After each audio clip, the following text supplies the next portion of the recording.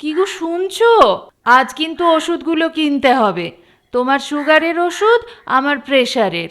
ঠিক আছে, এ মাসেটা একবারে তুলে নেব। হ্যালো। নমস্কার, মিস্টার রাহুল রয় বলছেন? হ্যাঁ বলছি। আপনি পেটিএম ব্যবহার করেন তো? হ্যাঁ করি তো। আপনার পেটিএমের কেওয়াইসি জমা করেননি, আপনার পেটিএম অ্যাকাউন্ট বন্ধ হয়ে যাবে। কি বলছেন? আমি তো পেটিএমে বেশ কিছু টাকা জমা রেখেছি, আজই ওষুধ কিনতে হবে, খুব দরকার। আপনি কি আপনার পেটিএম অ্যাকাউন্ট চালু রাখতে চান? হ্যাঁ। ঠিক আছে, আমি আপনাকে হেল্প করছি। এইটা কি আপনার হোয়াটসঅ্যাপ নাম্বার? হ্যাঁ। আমি আপনার হোয়াটসঅ্যাপে একটা লিঙ্ক পাঠাচ্ছি, আপনি ক্লিক করুন। আচ্ছা পাঠান। এরপরে আপনার মোবাইলে একটা নাম্বার যাবে, সেই নাম্বারটা আমার এই নাম্বারে পাঠিয়ে দেবেন। হ্যালো, আমি সব পাঠিয়ে দিয়েছি। হ্যাঁ পেয়েছি। এইবার দেখুন আপনার কাছে একটা নাম্বার গেছে। হ্যাঁ এসেছে। ওইটা বলুন তো। 437004।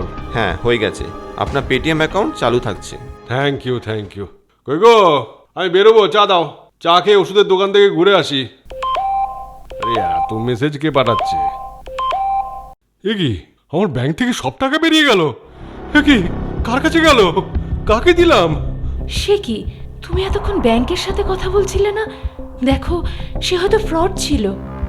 Subscriber is currently switched off. ঠিক তাই মিস্টার রাহুল রয়, আপনি প্রতারিত হয়েছেন। আপনি আপনার ওটিপি নাম্বার কাউকে দিয়েছেন মানেই আপনার ব্যাংক অ্যাকাউন্ট ডিটেলস আপনি প্রতারকের হাতে তুলে দিয়েছেন। আজ আপনার মতো অনেকেই এই ভুল করছেন। কলকাতা পুলিশের তরফ থেকে জনসাধারণকে সাবধান করা হচ্ছে, ব্যাংক ফ্রড থেকে সাবধান। জেনে রাখুন, ব্যাংক থেকে ফোন করে কখনো তথ্য চাওয়া হয় না। কোনো অবস্থাতেই অচেনা অজানা কাউকে ওটিপি, এমপিন বা ইউপিআই পিন শেয়ার করবেন না। কোনো অ্যাপ্লিকেশন ডাউনলোড করার আগে তা সঠিক কিনা যাচাই করে নিন। ইউপিআই পিন কেবলমাত্র টাকা পাঠানোর কাজে প্রয়োজন হয়, টাকা পেতে এই পিন লাগে না। অপরিচিত উৎস থেকে প্রাপ্ত কোনো লিংক ক্লিক করবেন না বা ডাউনলোড করবেন না।